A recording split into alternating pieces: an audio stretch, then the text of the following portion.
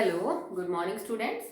अभी हम लोग 11th क्लास केमिस्ट्री डिस्कस कर रहे हैं। चैप्टर चल रहा है आपका third, that is classification of elements and periodicity in properties. Okay, तो उसमें मैंने लास्ट वीडियो के अंदर आपको आयनिक रेडियस करवाई थी कि क्या होती है, कैटाइंस एनाइंस आपस में पेरेंट एटम से साइज में कैसे रिलेट करती है एंड ऑल दैट। ओके, सो उसी में थोड़ा आगे कंटिन्यू टॉपिक है, that is iso electronic species.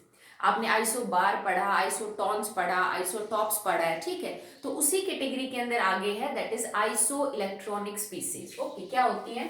Iso means same, electronic से यहां मेरा मतलब है इलेक्ट्रॉन। ये वो स्पीसीज हैं जिनके अंदर नंबर ऑफ इलेक्ट्रॉन सेम होते हैं, ठीक है। तो आइसो इलेक्ट्रॉनिक स्पीसीज में बी न्यूट्रल और ions that have same number of electrons but different nuclear charge।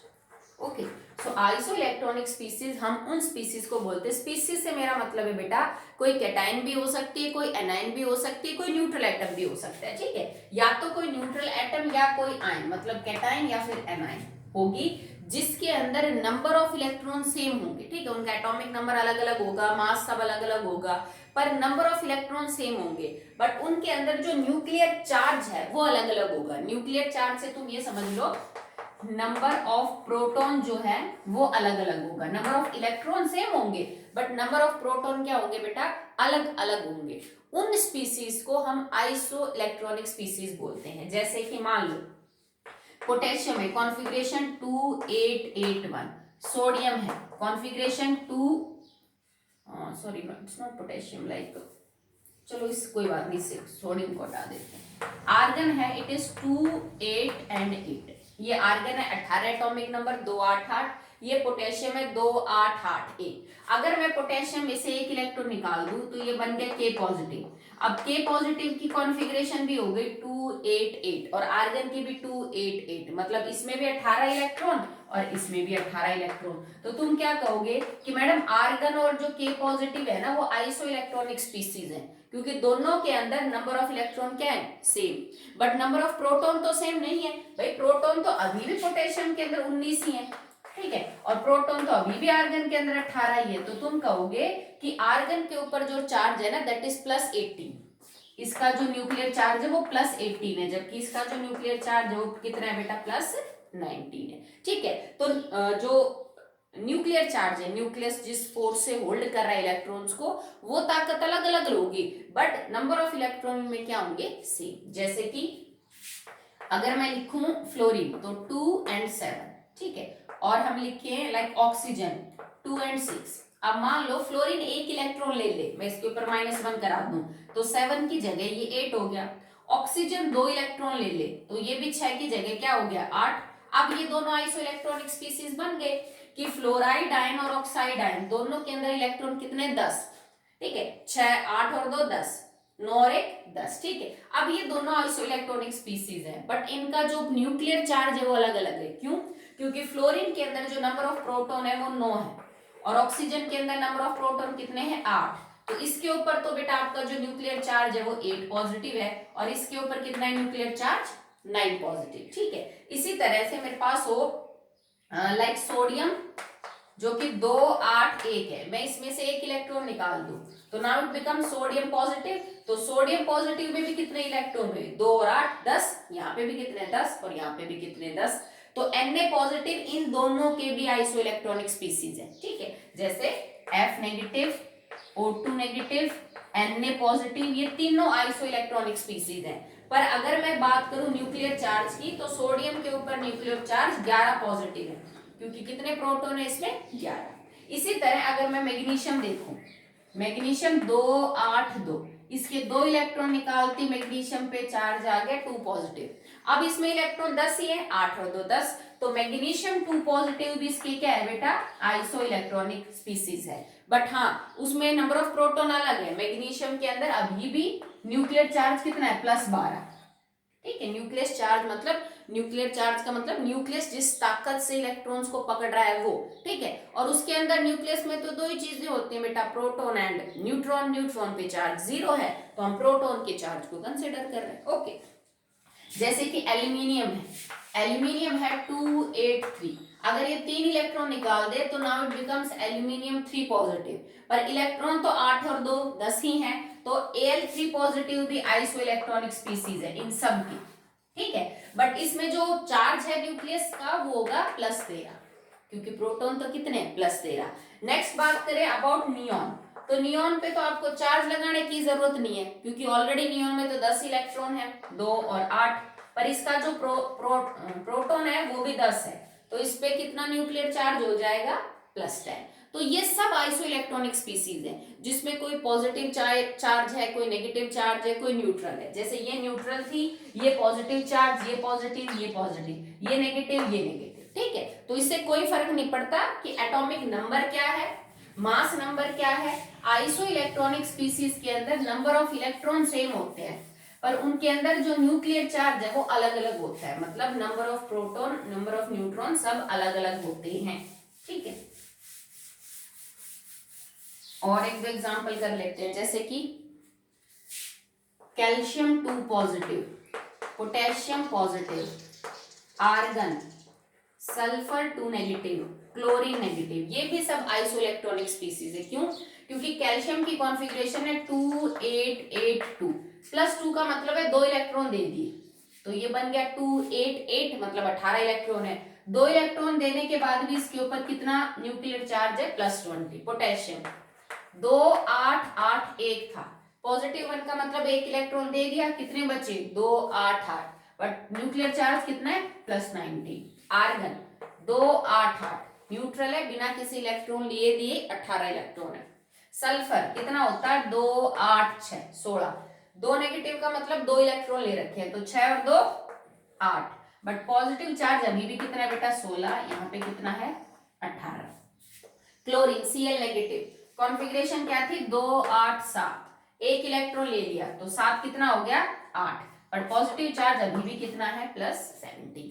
तो ये भी क्या है बेटा आइसो इलेक्ट्रॉनिक स्पीसीज है जिनके अंदर नंबर ऑफ इलेक्ट्रॉन क्या है सेम है, ठीक है। तो ये तो बात होगी what are iso electronic species, there example, they also contain neutral, cationic and anionic species. अब अगर तुमसे कोई साइज के अंदर कंपैरिजन करवाए बिटवीन आइसो इलेक्ट्रॉनिक स्पीसीज, क्योंकि हमने लास्ट लेक्चर्स में पढ़ा 1-2 में कि इलेक्ट्रॉन्स जो है ना वो शेप डिसाइड करते हैं, साइज डिसाइड करते हैं मॉलिक्यूल का, ठीक है, कि भाई बाहर वाली शेल में इलेक्ट्रॉन्स जहां तक है, न्यूक्लियस से उस शेल की डिस्टेंस को मेजर कर लो, वो एटॉमिक साइज है। अगर कुछ स्पीसीज में नंबर ऑफ इलेक्ट्रॉन बराबर बराबर हो तो आप कैसे पता करोगे कि कौन छोटा और कौन बड़ा, ठीक है। So in iso electronic species more is the nuclear charge, more is the nuclear charge, more smaller is the ion।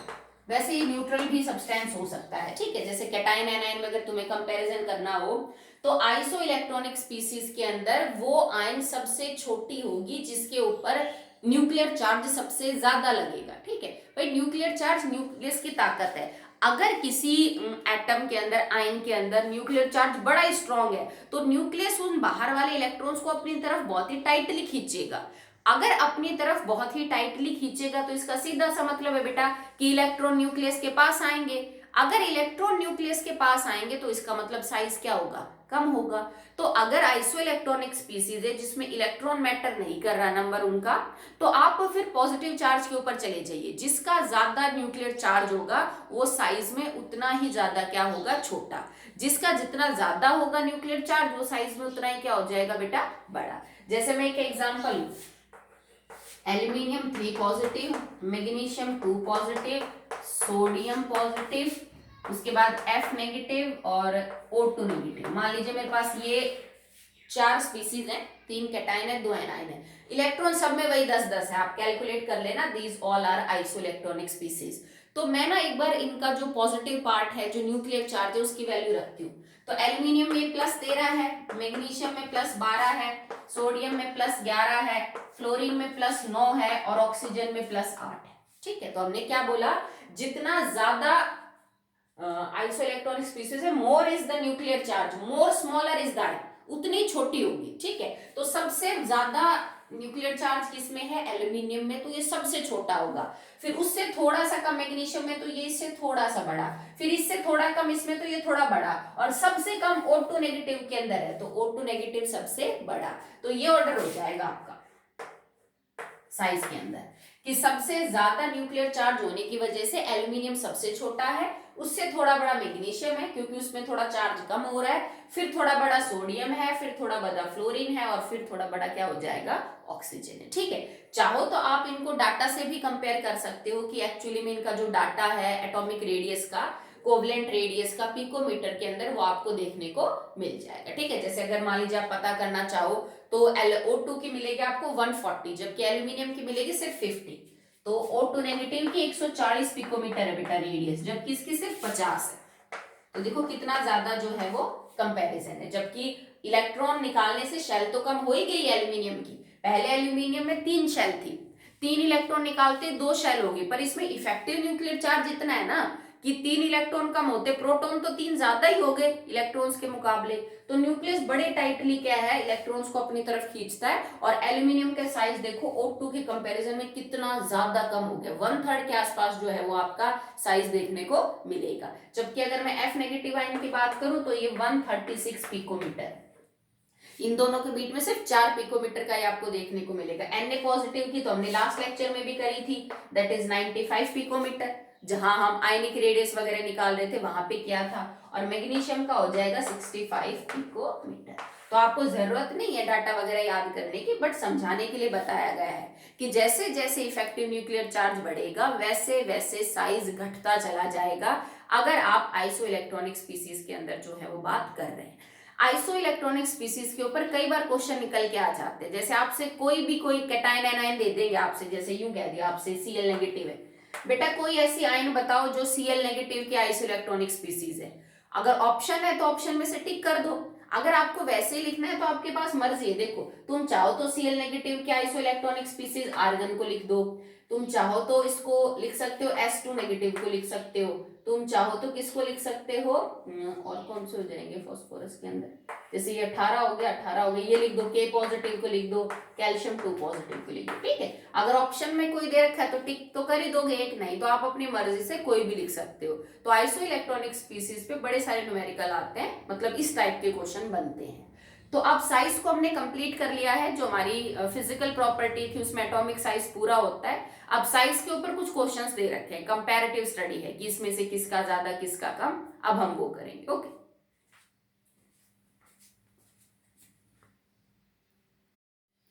So now the first question is, आपको कुछ कैटायन और एनायन के जो है वो पेयर दे रखे हैं और आपको ये सेलेक्ट करना है कि इनमें से बड़ा कौन है, लार्जर एटम कौन सा है, लार्जर आयन कौन सी है।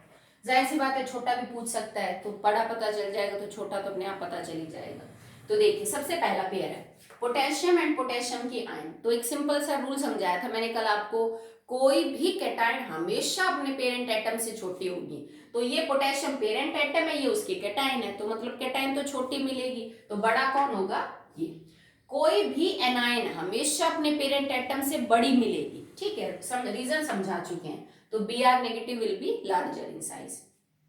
अब ये दोनों सेम नहीं है तो मैं पेरेंट एटम वाला केस नहीं यूज कर सकती, दोनों आइसो इलेक्ट्रॉनिक स्पीसीज है। देखो O2 नेगेटिव में भी 10 इलेक्ट्रॉन है बेटा, और F नेगेटिव में भी 10 इलेक्ट्रॉन है।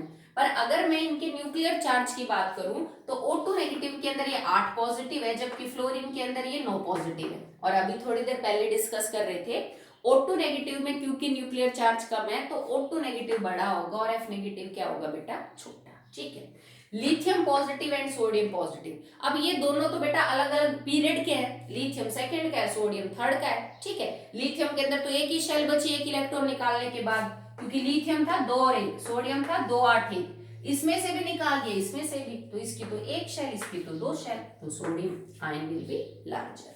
Na पॉजिटिव Mg2 पॉजिटिव, ये अगेन बेटा आइसो इलेक्ट्रॉनिक स्पीसीज है, 10 इलेक्ट्रॉन सोडियम पॉजिटिव में और 10 ही मैग्नीशियम पॉजिटिव में, बट मैग्नीशियम के ऊपर न्यूक्लियर चार्ज 12 है प्लस इस पे प्लस 11 है, तो जो चार्ज है वो मैग्नीशियम 2 पॉजिटिव पे ज्यादा, तो ये छोटा साइज में, तो Na positive will be larger in these two pair. Okay, तो ऐसे आप कंपैरेटिव करोगे, रीजन वगैरह नहीं बताना होता, आपको टिक करना होता है, ठीक है। बहुत क्वेश्चन आते हैं ऐसे कॉम्पिटिटिव एग्जाम में। अगला देखिए,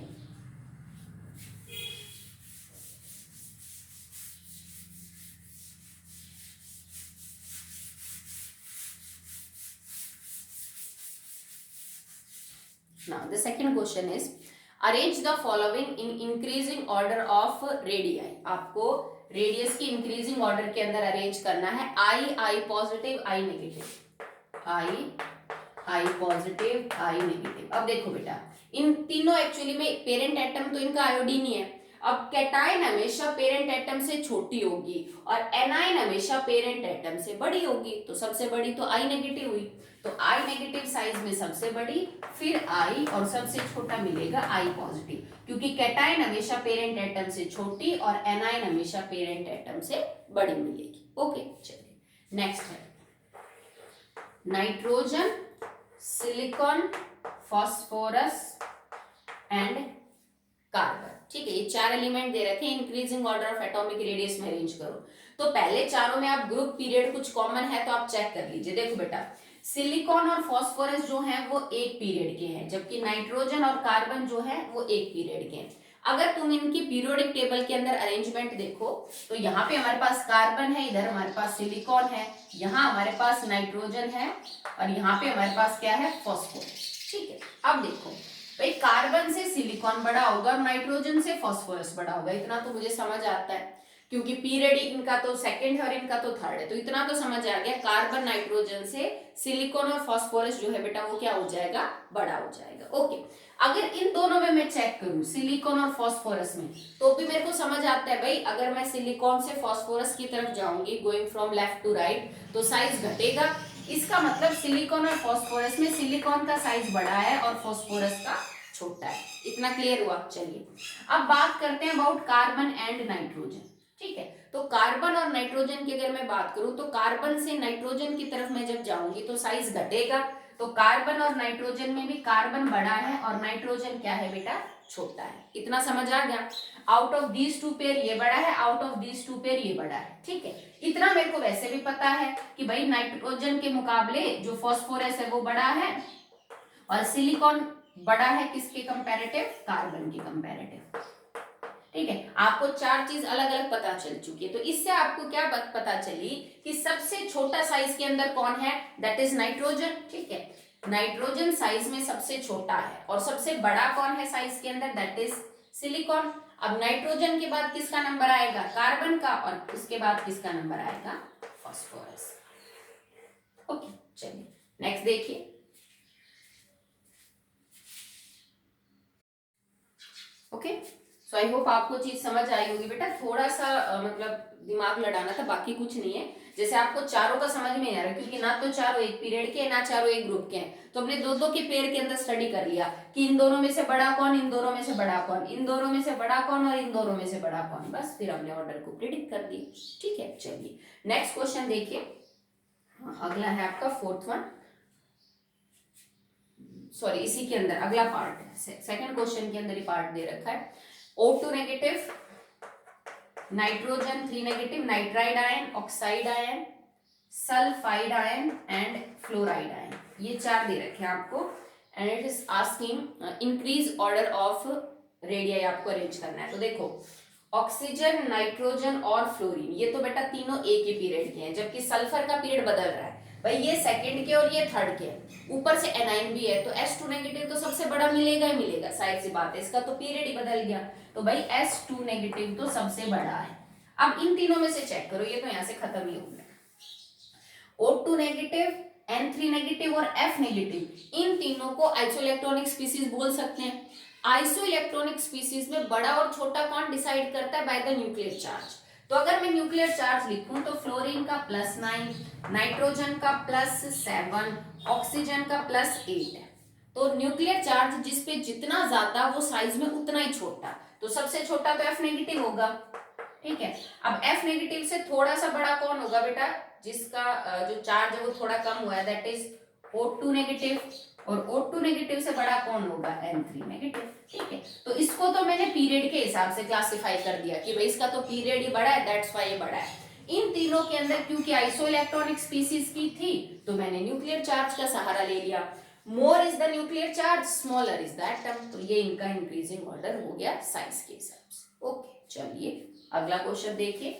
ये तो कुछ भी नहीं है, तो जैसे अभी बुक में कुछ एक्सरसाइज दे रखे हैं, जब आप अपनी बुक को लास्ट में चेक करेंगे जहां चैप्टर खत्म होता है, जहां पे नीट आईआईटी के क्वेश्चन दिए हुए हैं कॉम्पिटिटिव एग्जाम के, तो आप देखोगे कि साइज के ऊपर या बाकी प्रॉपर्टीज के ऊपर एमसीक्यू क्वेश्चन बहुत ज्यादा बनते हैं। ठीक है, बस थोड़ा सा आप यूज करो ट्रेंड और बता सकते हो कौन सबसे छोटा कौन सबसे बड़ा, इंक्रीजिंग ऑर्डर क्या है, डिक्रीजिंग ऑर्डर क्या है। ओके, नेक्स्ट देखिए, थर्ड क्वेश्चन है, इसमें पेयर तीन तीन एलिमेंट्स दे रखे हैं and you have to select the smallest atom जिसकी रेडियस सबसे छोटी है,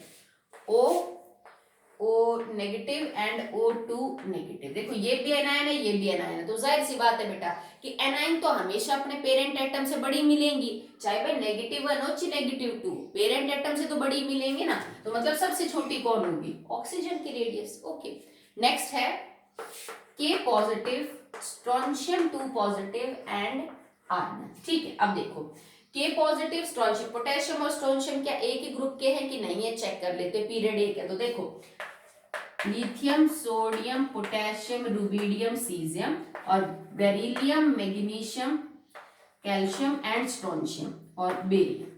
तो स्ट्रोंशियम यहाँ है, पोटेशियम यहाँ है, पोटेशियम 4th पीरियड का है, स्ट्रोंशियम 5th पीरियड का है। तो इसको देख के तुम क्लियरली ये बोल सकते हो कि बेटा 5th पीरियड का स्ट्रोंशियम सबसे बड़ा होगा।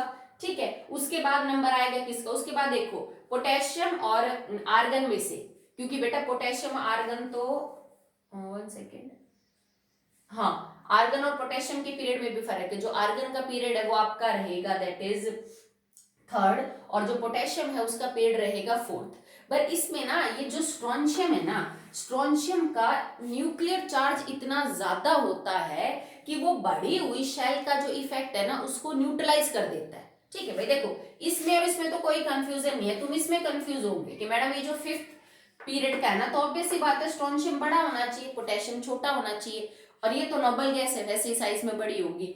इन दोनों में दिक्कत ये है कि पीरियड की वजह से नहीं, हम यहाँ पे इफेक्टिव न्यूक्लियर चार्ज को इंपॉर्टेंस देंगे। तुम सोच के देखो, स्ट्रोंशियम में से तुमने 2 इलेक्ट्रॉन जो है वो बाहर निकाल दिए, तो इसमें प्रोटॉन कितने ज्यादा बचे पोटेशियम के कंपैरिजन में, जिसका +19 है न्यूक्लियर चार्ज, स्ट्रोंशियम का कितना ज्यादा होगा, जो भी स्ट्रोंशियम का एटॉमिक नंबर है उसमें से आप 2 माइनस कर दोगे, तो वो उतना ज्यादा इफेक्टिव न्यूक्लियर चार्ज है न्यूक्लियर चार्ज है किसका, स्ट्रोंशियम का। तो बढ़ी हुई शेल तो ये कहती है कि बेटा साइज इंक्रीज करना चाहिए स्ट्रोंशियम का, जबकि बढ़ा हुआ न्यूक्लियर चार्ज जो है ना वो ये कहता है कि साइज डिक्रीज होना चाहिए, और यहाँ पे न्यूक्लियर चार्ज अपना इतना ज्यादा असर दिखाता है कि स्ट्रोंशियम 5वें पीरियड का होने के बाद भी साइज में छोटा है as compare to the potassium 1, बढ़े हुए इफेक्टिव न्यूक्लियर चार्ज की वजह से। ओके, तो इसको ध्यान रखना, ये थोड़ा इंपॉर्टेंट पॉइंट है। ओके, नेक्स्ट है out of silicon, phosphorus and chlorine, silicon, phosphorus and chlorine. ठीक है, तो सिलिकॉन, फास्फोरस और क्लोरीन में कॉमन क्या है बेटा, ये एक ही पीरियड के, सिलिकॉन आएगा 14, फिर 15 एटॉमिक नंबर आएगा, फिर सल्फर नहीं दे रखा, फिर उन्होंने क्या दे रखा है, क्लोरीन दे रखा है। तो going from left to right size हमेशा डिक्रीज करेगा, तो क्लोरीन क्या होगा, सबसे छोटा होगा साइज के अंदर। ओके, तो यहाँ पे हमने आइसो इलेक्ट्रॉनिक स्पीसीज जो है वो उनके न्यूमेरिकल्स वगैरह वो सब डन कर लिए, ज्यादा नहीं थे, 2-3 ही दे रखे थे। अब जो अगला टॉपिक है ना बेटा वो आयोनाइजेशन एंथैल्पी है, and it is quite a long topic. ठीक है, तो वो अभी स्टार्ट करने का कोई फायदा है नहीं, तो मैं वो नेक्स्ट वीडियो के अंदर ही स्टार्ट करवाऊंगी। आज के लिए इतना ही बेटा।